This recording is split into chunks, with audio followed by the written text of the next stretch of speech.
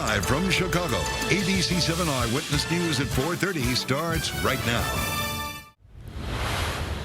1 week from today, Highland Park will mark its first 4th of July since the mass shooting that claimed 7 lives. For the next few days, we'll bring you stories looking at Highland Park 1 year later. And today, we want to share with you my conversation with the family of Jacki Sundheim. They've spoken only a few times on camera about what happened that day when Jacki, as she did for so many years, attended her favorite parade in her hometown. My mom loved parades. She loved them.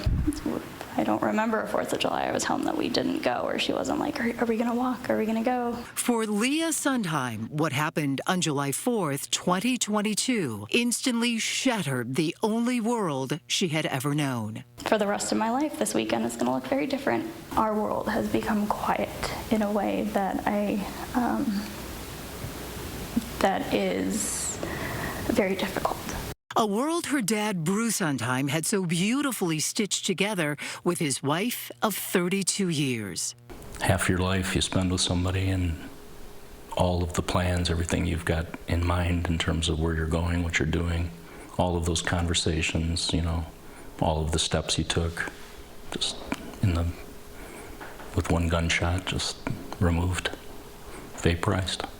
Before we came to know 63-year-old Jacki Sundheim as one of 7 people killed during the Highland Park parade shooting, to so many in her hometown, Jacki was a light, touching all of those around her. She was just so good with people and kind, and just had a way of just making you feel very comfortable. Jacki grew up in Highland Park. A lifelong member of North Shore Congregation Israel, she would become a preschool teacher here and later events coordinator, helping families mark special milestones. Because she started as a preschool teacher, she had them in her 3-year-old group and then was the one giving them their dates for their bar and bat mitzvahs. And so she really got to, see them throughout. So, I mean, she knew everyone. So last July 4th, Jacki was sitting at her usual spot in downtown Highland Park with her sister. A memorial tree now bears her name. Bruce was working from home when chaos ensued. That's where I was when Jacki's sister finally reached me. That's how you found out? Yeah. I was rushing to downtown, and police had blocked the street off. That was just some agonizing hours. Agonizing.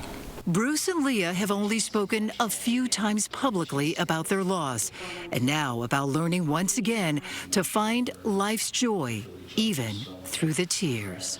When you look at the last year, how have the last 12 months been for you?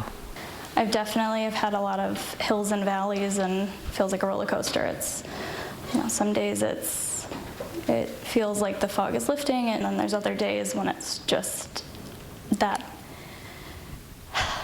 hole that she left is a chasm. As we approach the anniversary, it's been more and more difficult, more and more emotional. Everything there's just nothing but question marks, nothing but,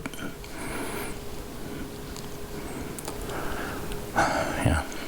She had so much life left, and she had so many projects that weren't completed, and now we have to live in that world of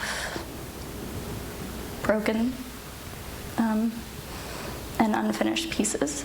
It's just hard. It's still hard. It is still so difficult for them. Here's something else the family shared with me. Jacki loved knitting and baking, and she used to bake pies for local police officers. And now Leah is continuing that tradition, baking her mom's favorite recipes and bringing those pies to first responders, many of whom were on the scene that day. So you can see with all that the family is going through, they still want to say thank you to the community that Jacki so loved.